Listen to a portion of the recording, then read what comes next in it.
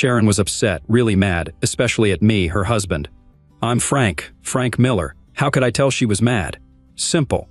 While I was driving us back from a party thrown by her friends, Anne and Hank Vanderlyn, she squeezed herself into the corner of the seat, trying to be as far from me as possible while still in the car. She had a frown so deep it seemed like it could turn milk bad. Why was she so mad at me? Honestly, I think she had a good reason to be mad because I completely messed up her night. I feel terrible for embarrassing my wife of 10 years and the mother of our 3 kids. I pulled such a boneheaded move. So what did I do to embarrass her and ruin her night? I grabbed the wrong key. You know, the Vanderlyns throw some wild parties, and my wife suddenly wanted to get in on the action.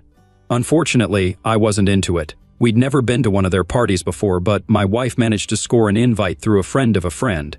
My wife, who I've been married to for a decade, forgot to mention that this party was different. She didn't tell me beforehand that at this party all the wives were supposed to throw their house keys into a bowl. Then the husbands would blindly pick a key and take the corresponding wife to the master suite for a night of, well, you know, not so innocent fun. As the party was winding down, I suddenly realized what was going to happen, and I freaked out. I've never been so mad at Sharon before. I grabbed her arm and took her into the kitchen. "Did you know this party was going to end like this?" I asked her. She smirked at me. "Yeah. And you didn't think to tell me before we came?" "No, because I knew you wouldn't agree unless you had to." "I definitely won't agree, and I always have a choice. Let's leave." "We can't leave now, it wouldn't be polite." "You'll embarrass me. Plus, it's just for one night. It'll add some excitement to our marriage. I can do without that kind of excitement. Let's leave." "We need some excitement, Stan. I need it just for one night. I want to be more than just a wife and mother." "It's only one night, and it won't happen again. Besides, I already put our key in the bowl, so we can't back out now." "No way. It's not too late," I said firmly, grabbing her arm and pulling her back into the living room where everyone was gathered around the bowl full of keys, ready to pick their partner for the night. Sharon tried to resist, but I let her go and approached the bowl. "I wasn't told about this part of the party," I announced loudly. "I'm not sharing my wife with any of you."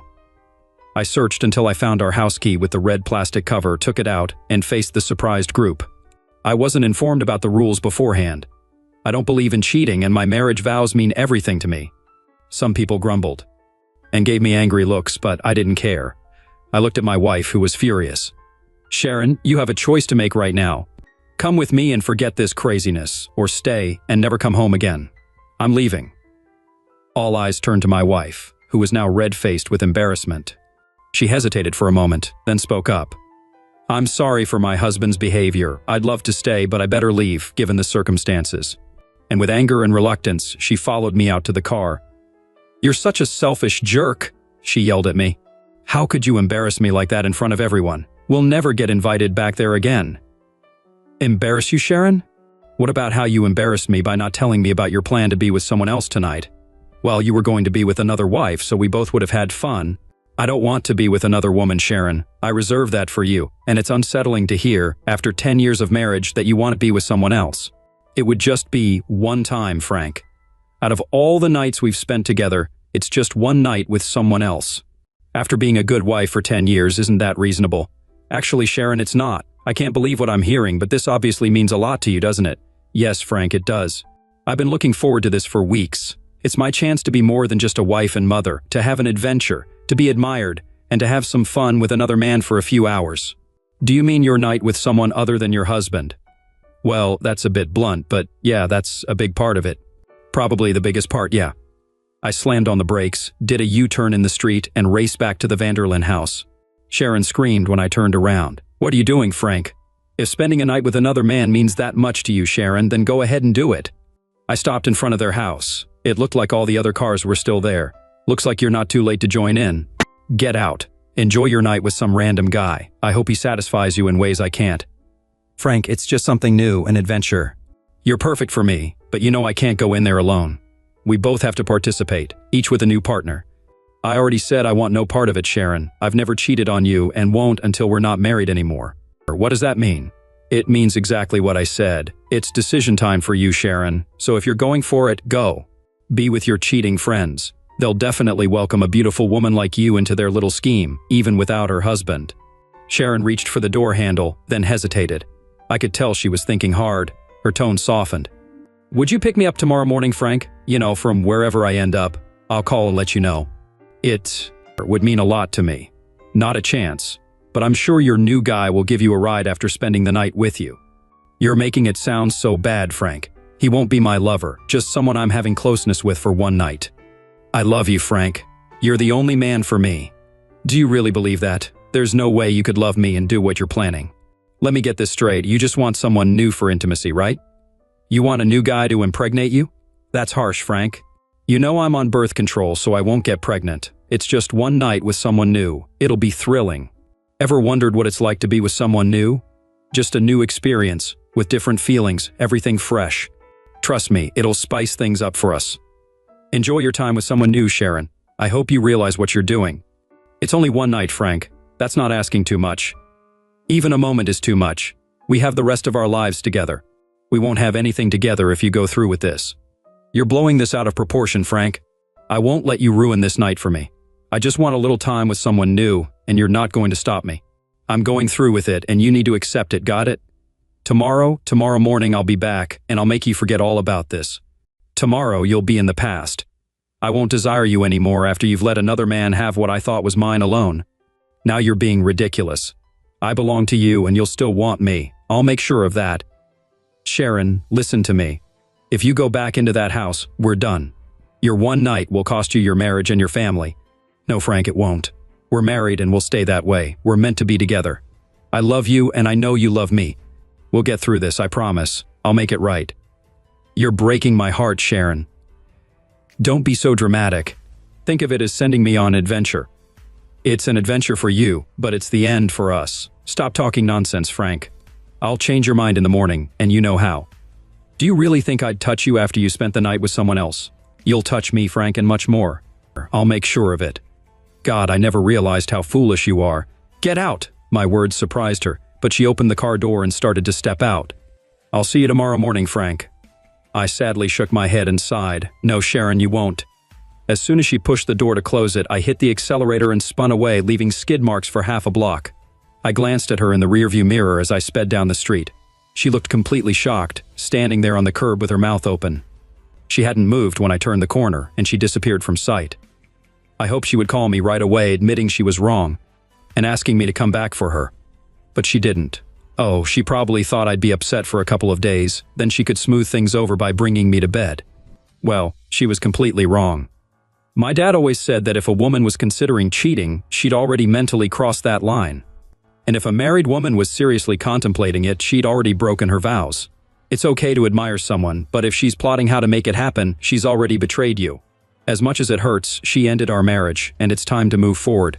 The real tragedy is our 3 kids. 9-year-old Jocelyn, 8-year-old Rebecca Ann, and 4-year-old Frank Jr.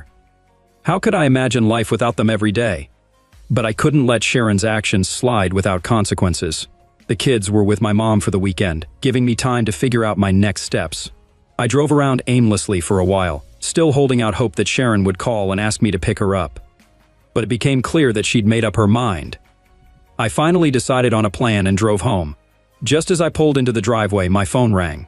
I hoped it was Sharon asking me to come get her, but the caller ID showed it wasn't her. I answered anyway. There was loud music and laughter in the background, and a man spoke. "Hey Frank, it's Rick Wilson from the party. You left. Your wife gave me your number. She's hoping I can talk some sense into you. She's really excited about tonight and wants you to be a part of it too. You're a lucky guy. Every guy here hopes they'll get her key. She keeps saying someone's in for a memorable night. Come back and join us. There are some hot ladies here eager to have fun with you." Go to hell, Rick Wilson, you manipulative bastard, and screw everyone else at your party, including my cheating wife. I hope you all suffer horrible fates. I hung up and went inside. It took me less than 20 minutes to pack 2 suitcases with enough clothes for a week or 2. I grabbed my laptop and shaving kit and loaded everything into the car.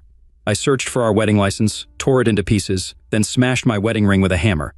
It took a few hits to flatten it, but once I did, I placed the pieces on Sharon's pillow, locked the door, and drove off into the night. I wanted to find a motel a few miles outside of town, but first I swung by the Vanderlyn place again. Some cars had already left the party, and a few people were outside chatting as they paired up for the night. I didn't see Sharon, so I figured she had either left with her new partner or was with Mr. Vanderlyn himself. The motel I found was in the next town over. It didn't look fancy, but it had parking in the back, which would keep my car out of sight if anyone happened to be looking for it. After securing the car, I bought a 6-pack of Newcastle from the convenience store next door and decided to watch some TV. The first 2 beers calmed me down, and as I opened a third, my phone rang. It was Sharon, but since I knew she wasn't calling for me to pick her up, I let it go to voicemail. "Frank, you're being dramatic about this. Rick Wilson told me what you said to him. I've told you countless times, it's just one night. I'm just trying something new with one guy, and that doesn't make me a bad person. I promise, even if I'm a little sore, I'll make it up to you when I get home tomorrow. Oh, and since you took our house key out of the bowl, they made a new one for me. The guy who got it is named Glenn, and he seems nice. He's married with kids like us. Since you're at our house, I went home with him. His wife and her partner for the night are here too, but they're in a different part of the house. Far enough away that we won't hear each other when things get heated. You know how loud I can be when we're together." She giggled. "Listen, I know you're upset, but I promise I won't let him do anything we haven't done. I told Glenn we should keep it simple. You know, maybe just some regular stuff." Glenn agreed, especially since it's my first time with someone else. He said he'll drop me off tomorrow, and I'll make sure to clean up before I come home. No sloppy seconds for you. Sweet dreams, lover. See you in the morning. Get ready for some fun. Love you, Frank. I felt like I was going to throw up. I never realized I was married to such a foolish woman. Sure, Sharon had always been a bit clueless, but that was part of her charm. Now, her cluelessness was on full display, and it cost her our marriage and maybe her kids. There's no way she could think I'd ever take her back after letting some guy have her and rubbing it in my face. I'm sure everyone at the party had a blast at my expense. I was angry, hurt, and embarrassed, and my wife couldn't care less. I know I should have just ignored her message, but I couldn't. I called her back, and she picked up after the third ring. "Hey, honey, Glenn and I just got comfy in bed, so I can't talk long. Shut up, Sharon. This might be the last time you hear from me. You don't realize what you've done, but you'll find out soon enough. Enjoy your time with Glenn because the consequences will be worse than you can imagine. Understand this, Sharon. Once Glenn touches you, our marriage is done. Do you hear me? Done. I never thought I'd say it, but I hate you more right now than I ever loved you. I can't wait to be done with you completely. My lawyer will contact you next week." I hung up. Within 30 seconds, she called again. I let it go to voicemail once more. "Frank," she sounded like she was about to cry. "Why are you acting like this? How could you say those things to me? I'm your wife. Can't you just let me have this one night? Glenn and I just started, and now you're ruining it for me. I don't know if I can enjoy being with him like I want to now. We're not getting divorced. I'll be home in the morning, and we can talk this out. I'd come home now, but I promised Glenn I'd stay with him tonight. Please understand, I have to do this. He got my key, and I promised him he could have me. He really wants to do that now, right now as I'm talking to you. I have to go. Glenn is ready to, he's ready. I love you, Frank. I'll always love you. Please don't say our marriage is over when I do this with him. I can't help it, honey. He's already here. Oh God, please. Oh yes, please, try to understand." Then I heard her whisper to him, "Oh yeah, Glenn, this is my night. See you in the morning, darling." Once again, I couldn't resist. I called her back, and this time it rang several times before going to voicemail. It was clear that Glenn was with my wife, so I left a message. "From your last voicemail, I can tell Glenn is already with you, and you're enjoying it. You can spend the night with him, experiencing all the new sensations he's giving you. Sharon, you've shattered my heart, and I'll never forgive you. It's great that you could keep your promise to Glenn, a man you just met, but you couldn't keep your marriage vows to me, who's loved you and stayed faithful for over 10 years. I don't even recognize you anymore. You won't see me in the morning, and you might never see me again. But you'll receive divorce papers next week, and I'll be charging you with adultery. Now that Glenn is doing what only I should be allowed to do, you're officially a cheater. You can cheat with any man you want from now on, but in case you care, you've lost me forever, and I'll definitely keep that promise." Sharon didn't return my call. I know how absorbed she gets during closeness. She enters a world where nothing else matters except her and the man she's with. They were completely focused on each other by now. I'm not sure if she got my last message, but it doesn't matter. The damage is done, and our marriage is finished. There's no way I'll ever take her back after she disrespected and humiliated me like that, making a mockery of our marriage. I finished the rest of the 6-pack. Sharon was loud. That's how she was with me. And I'm sure she's the same with Glenn. Anyway, the beer helped, and I eventually fell asleep, tears still streaming down my face. I woke up about 4 hours later, and reality hit me hard. My wife had taken a lover, and now I needed to figure out how to protect my kids, get her out of my life, and make everyone at that party as miserable as possible. We live in Bayou, Mississippi, a beautiful town on the Gulf of Mexico. Since Mississippi allows divorce based on adultery, I could avoid paying alimony and maybe even get custody of my children. I needed a top-notch lawyer, and I needed one fast. I took a shower and changed clothes. At 7:30, I called my mother to fill her in on what was happening. She was just as surprised as I was about Sharon's behavior. She had the kids for the weekend and assured me she wouldn't say anything to them. I told her I'd pick them up once I had a plan. I assumed Sharon would likely get custody, at least for now. It's hard to admit, but she's been a good mother and wife up until last night. After I hung up with my mom, I went to the diner nearby for breakfast. As I was parking and heading toward the door, my phone rang. It was Sharon. I debated answering but decided against it, letting it go to voicemail. She didn't leave a message, though. Instead, she called back immediately, repeatedly, until she finally left a message, sobbing. "Frank, answer the damn phone!" "Talk to me. What do you mean I may never see you again? And what's all this talk about divorce papers? You can't leave me, Frank. We have 3 precious kids who need us both. Why did you tear up our marriage license and smash your wedding ring? I gave you that ring on our wedding day, and you promised to wear it forever. It's a symbol of our eternal love. I knew you'd be a bit upset with me, but I never expected you to go this far. Frank, I love you deeply, but I really needed that special night with Glenn. It meant a lot to me. He made me feel alive and young again. I forgot how exhilarating it is to laugh and scream at the same time.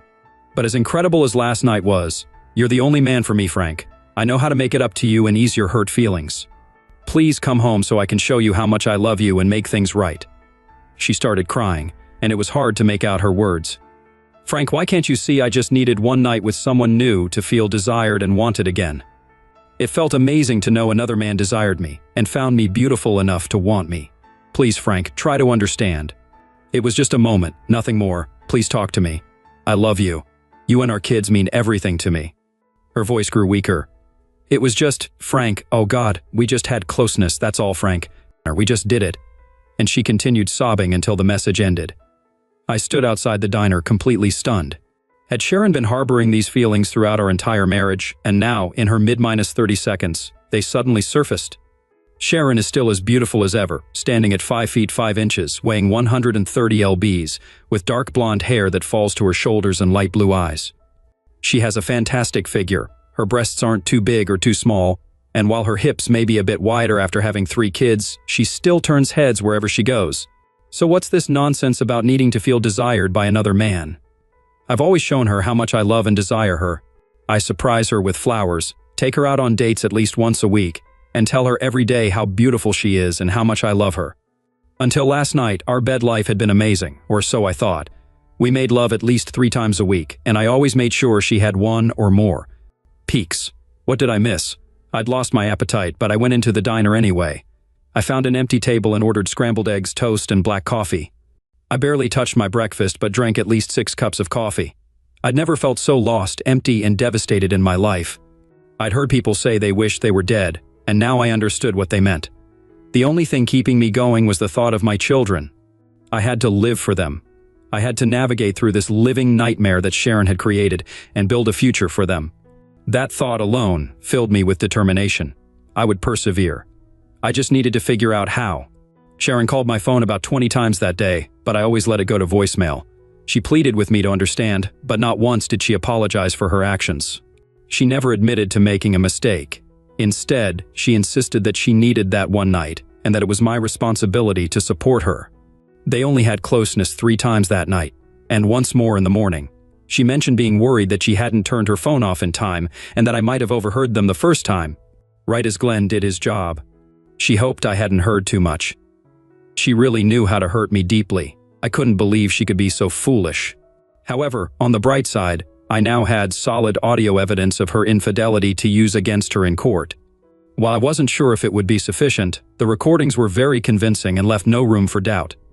I planned to find a good lawyer the next day and gather all the necessary information. I visited my children at my mom's place. She told me Sharon had already called to check on the kids and ask about my whereabouts. Mom explained I was upset about what had happened and didn't want to see or talk to Sharon. Apparently, Sharon started crying, saying I didn't understand. Mom told her no man would understand a wife flaunting an affair in her husband's face. Sharon asked if she should pick up the kids, but Mom suggested it might be best for them to stay a few more days until things calmed down. The kids were happy to see me but wondered where their mom was. I told them she was busy with something important to her and that they would be staying with Grandma a bit longer. We played games and had dinner together before I hugged and kissed them goodbye and returned to my motel. Tomorrow is going to be a hectic day. Before calling it a night, I had one more thing to do. Well, more like a quick drive-by. As soon as I spotted my house, tears welled up again. I cried for what was lost, knowing it was gone forever. I was surprised to see no unfamiliar cars in the driveway, though there might be one in the garage. Seeing only the kitchen light on downstairs made me think Sharon was alone, at least for tonight. And then it hit me. I still had feelings for her. No, I wouldn't take her back after what she did, but it pained me deeply to imagine her betraying me with another man. I tried to resist the urge to spy on her, but I gave in. Parking a block away, I walked back to peek through the kitchen window. She sat at the table, an empty bottle of Grey Goose beside her. Her hair was messy, mascara streaked down her face, and wearing a robe, she rested her head on the table, eyes closed. It was clear she'd been crying, surrounded by a pile of tissues.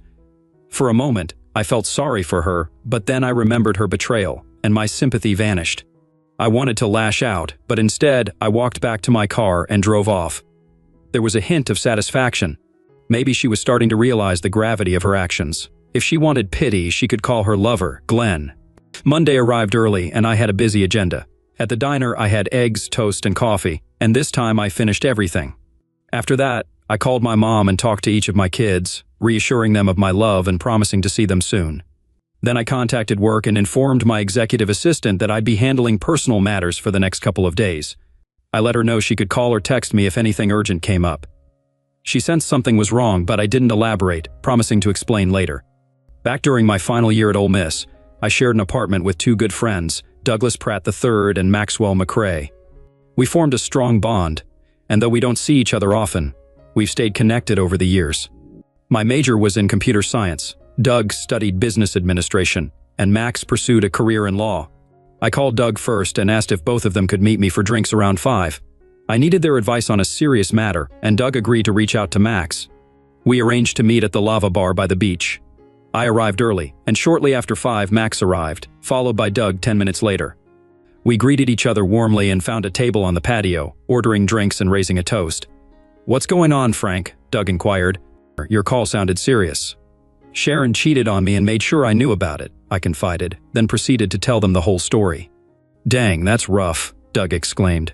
"I can't even wrap my head around her doing something like that." Max chimed in. "Same here, but she went ahead, no shame or regret, and she still thinks I'm overreacting." "Can you believe that?" "So what's your plan?" Max inquired. "I want a divorce, and I want to teach Glenn a lesson, whoever he is, along with the other jerks at the party. But more than anything, I want to fight for custody of my kids." "Getting custody might not be simple, Frank," Max cautioned. "Unless she's been a neglectful mother. If she's bringing random guys home and having affairs while the kids are there, then you might have a case. Otherwise, if she's generally a good mom, she'll likely get custody, and you'll be on the hook for child support." "I can handle that as long as I can still spend time with them whenever I want," I replied. "That's feasible," Max nodded.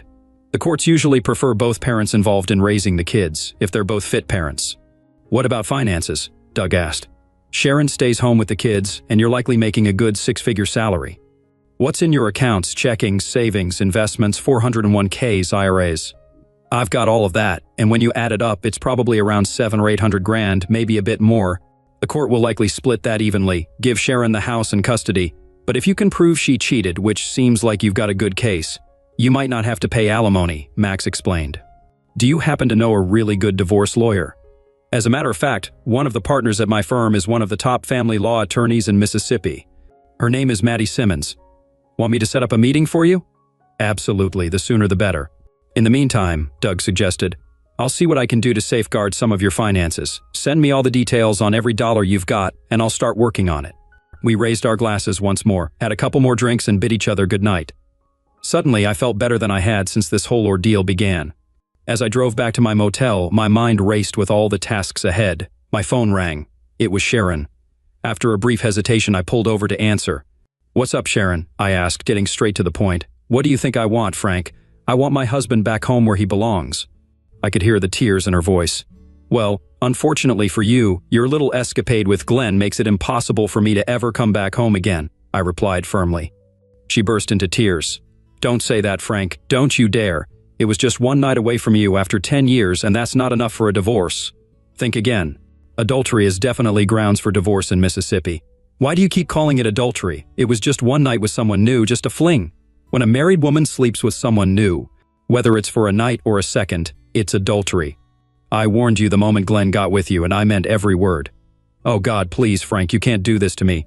You brought this upon yourself, Sharon. What happened to you? Are you on pills? Did you have a mental breakdown, or are you just unbelievably foolish? It seems like you were so fixated on the idea of being with another man that you didn't care about our kids or what I wanted. You just had to do it." "Well, you did, and now you have to face the consequences. I thought we were truly happy, with a nice home, 3 great kids, and a wonderful bed life. And then you tore it all apart by sleeping with a stranger and throwing it in my face. We were always happy, Frank, and we'll be happy now. I just wanted to see what it was like to be with another man for one night in our long life together, just to experience someone new with no harm done, that's all." "No harm? You don't grasp the extent of the damage you've caused. In one night, you've completely shattered our family. Due to your selfishness, you've torn our lives apart, leaving them in irreparable pieces. First off, Sharon, you've broken my heart, showing blatant disregard for my feelings.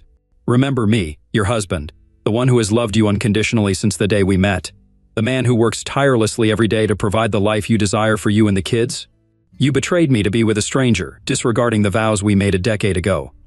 You pledged your body to me in front of our families, friends, and before God. Yet, last night, you made it clear that you would do as you pleased, regardless of my pleas.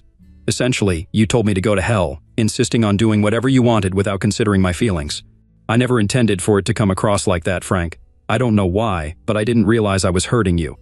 I just wanted to try something new. I love you. It wasn't about you. It was something I felt I needed. And that's where you went wrong. You disregarded your husband entirely. Your night with Glenn was solely about you and him, with no regard for me or our children. I felt I deserved a special night just for myself. Well, congratulations, Your Majesty, you got your special night. But it cost you your marriage to me and probably damaged your reputation with family and friends. Maybe someday I'll forgive, but I'll never forget, and I'll make sure everyone knows what you've done. You called me a big baby for being upset about your adultery. Let's see how you handle it when everyone hears you admit to letting Glenn have you 4 times while you both pleasured each other twice. Oh no, Frank, please, you can't do that. My parents would be devastated. Sorry, Sharon, you should have thought about that before you acted. You made your bed, now you have to lie in it. You seem to think what you did is no big deal, like getting a traffic ticket or forgetting to return a library book. You threw away a solid 10-year marriage with someone who truly cared for you, all for a one-night stand with a stranger. Was it worth losing your family over? I didn't think I'd lose everything, Frank. I thought you'd love me enough to understand and support me. No sane person would support their spouse having an affair just because they wanted something new for a night. It doesn't work like that, and you should have known better.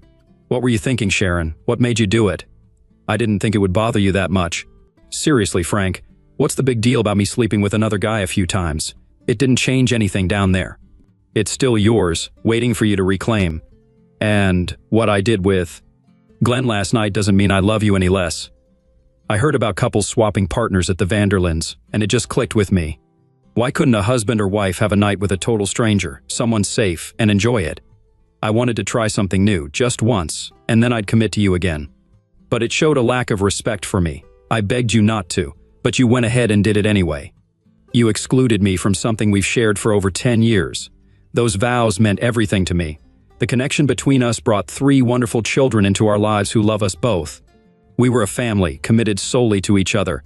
But now you've shared the part of you that made those kids with someone else. And for what? A fleeting thrill, a one-night fling. You call it a single event I should move on from, but to me, it's a complete betrayal of our family, our promises, and any respect you once had for me. You wanted someone else, and you got it. But in doing so, Sharon, you tossed away everything we held dear. Part of me still cares, but I can't be with you anymore. Why are you being so stubborn, Frank? Or can't you see it was just something I needed? Nothing's changed between us. Everything's different, Sharon. You're not mine alone anymore. I begged you not to do this. I can't just forgive and forget. You betrayed me, and that's a wound that won't heal. I'm getting a lawyer and filing for divorce tomorrow, citing your adultery. I'll name Glenn and everyone else involved. And imagine the fallout when your friends find out you're responsible for their social circle falling apart. Go to hell, Sharon, and take your flings with you." As soon as I stepped into Maddie Simmons, Esquire's office, I felt like I had finally found the right lawyer to guide me through the mess my life had become. She was direct and no nonsense, wasting no time in getting to the heart of the matter. She wanted to know why I was seeking a divorce and what I hoped to achieve from it. I explained that I expected to divide my assets with Sharon, possibly giving her our home in exchange for less cash. I also acknowledged that, despite filing for adultery, winning full custody of my kids was unlikely. However, I insisted on having unrestricted access to them and avoiding alimony payments. I played the audio evidence I had of Sharon's betrayal, where she admitted her actions with Glenn repeatedly. Ms. Simmons shook her head in disbelief, finding it hard to believe that my wife would be so careless as to confess her affair in voicemails that could be used against her in court. "We may need a voice recognition expert to confirm it's your wife's voice," she explained. "But unless we encounter an unreasonable judge, these recordings should be admissible as evidence." We spent the rest of the hour discussing my goals regarding Glenn and the others at the wife-swapping party. She doubted we could win any money from them, but she could find a way to expose their activities publicly and embarrass them enough to hurt them. I told her that would be satisfactory for me. I paid her a retainer and requested she serve Sharon promptly. She assured me it wouldn't take long and promised to inform me beforehand. On Tuesday afternoon, I picked up my kids from my mom and took them back to Sharon's house. When she greeted them, she hugged and kissed them warmly, then reached out to me, but I stepped back, causing her to tear up and plead with me to stay. I explained I couldn't, but I thought it was best for the kids to be home with her, and I planned to pick them up on Friday for the weekend. Sharon seemed to be struggling, and I sympathized, but she brought it upon herself. Her tough time wasn't worse than what I was experiencing because of her. On Wednesday, I returned to work. I knew I couldn't neglect my job. I needed it more than ever, not just for the income but for the mental distraction. If I dwelled too much on the pain and self-pity from Sharon's betrayal, I feared I'd lose my sanity, something I couldn't allow for the sake of my kids. On Thursday, I met Doug and Max again, this time for dinner at the Half-Shell Oyster House, where I loved their char-broiled hand-shucked oysters and dirty martinis. During our meal, I updated them on my kids and the divorce proceedings. Doug had looked into ways to protect some of my money, and I authorized him to proceed. It might not be much, but it would be helpful in the long term. Together, we brainstormed a simple plan to stir up trouble in the wife swap club without risking legal trouble. Max had a friend who worked as a reporter for the Bayou Sun Herald newspaper. He believed that if I provided him with a Vanderlyn address and the times the wife-swapping group met, he could uncover the names of some participants. He suggested writing an editorial revealing that wife-swapping was more prevalent in Bayou than people realized. By hinting at certain business owners' involvement without explicitly naming them and getting photos of couples entering and leaving meetings, we could create enough controversy to cause problems for the group. I shared the limited information I had with Max, and he agreed to start investigating. With that plan in motion, we said our goodbyes until next time. My weekend with the kids was fantastic. We went shopping for new clothes, watched a Disney movie at the Grand 18 in D'Iberville, and spent a whole day at the beach, swimming and playing frisbee. My children were my top priority, and I promised myself I'd always be there for them. Monday morning, Max called me. His friend at the Sun Herald liked the story idea and was figuring out how to get photos of the couples entering and leaving the Vanderlyn house. Even if their faces were blurred, people would catch on quickly in a small town like this. If everything worked out, it could make headlines by the end of the week. I kept my fingers crossed. Sharon kept calling, begging me to come back home, promising she'd do anything to make things right. But she never once apologized or admitted her mistake. On Wednesday, my lawyer informed me that Sharon would be served at our home on Friday morning. Then, Doug told me he found a way to protect about a third of my money by putting it in my kids' names. Finally, Max called to say his friend discovered that the swinging couples were meeting again Friday night at the Vanderlyns. He planned to stake out across the street in an unmarked van, snapping photos of everyone. He also wanted to interview me once more about the party. If everything went smoothly, the article would hit the paper next week. I felt a lot better than I had in a while. Friday arrived, and I waited for the expected call from Sharon after she got the divorce papers. True to my expectations, it came at 2:30.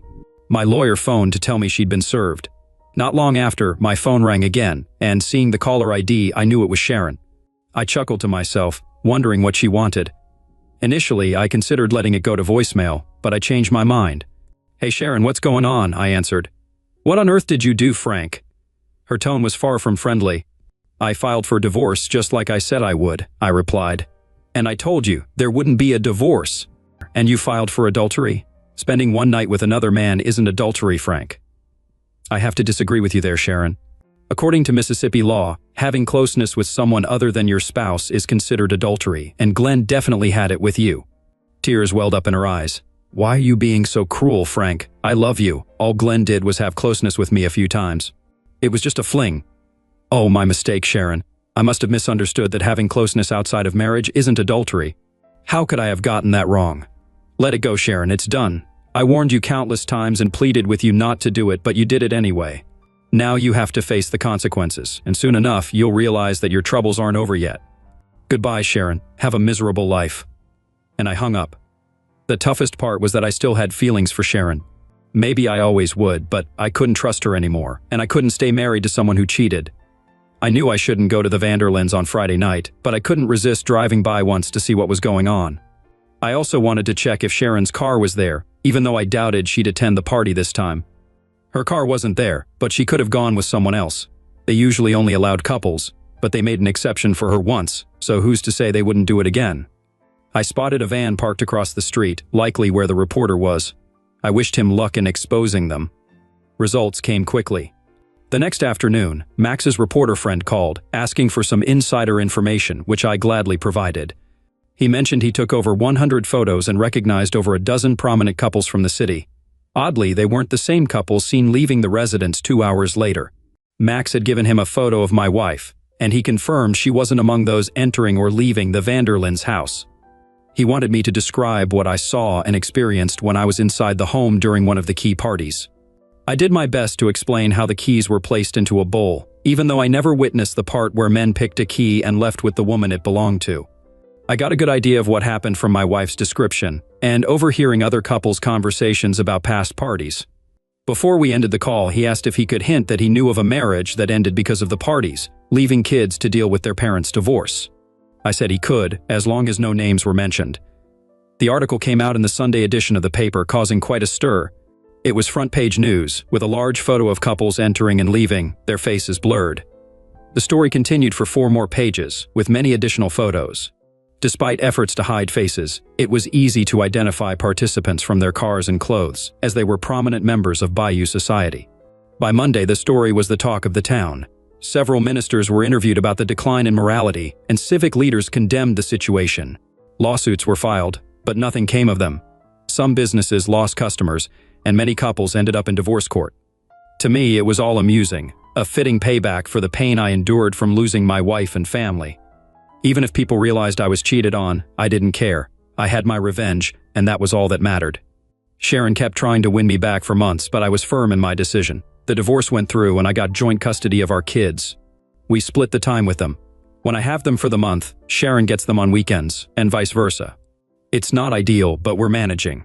Since Sharon didn't contest anything in the divorce, I decided not to share the recordings of her confessing her affair with her family or friends. As for the couples involved in the key parties, some ended up divorcing and leaving town, maybe because of the scandal. Sharon has started dating again, though I'm not sure she fully understands why her actions hurt me so much. But that's her problem now, and I wish her future husband luck. I've gone on dates with a few nice women, but I haven't found the right one to settle down with yet. Some have suggested moving in together, but I'm still cautious about giving a woman a key to my place.